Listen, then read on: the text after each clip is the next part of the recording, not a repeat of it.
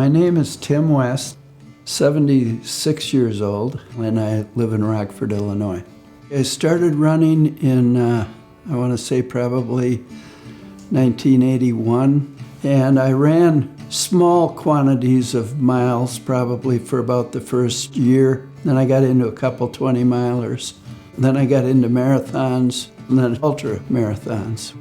In '87, I was 41 years old and I had a heart attack. I was running 50, 60 miles a week. So I was in very good shape at the time, and I just sort of collapsed into my shoes, and so my heart stopped. A week later, they did a bypass surgery on my heart. So after all of that, I started to go downhill, kind of speak. And that's what sort of led me to Madison.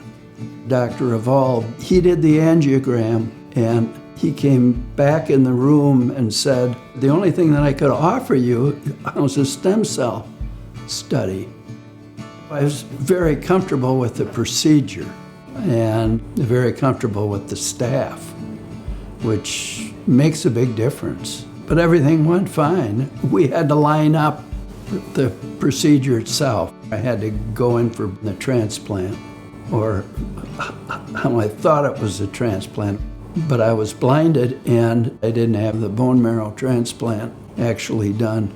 That I felt was okay with me because the control group is just as important as the other half.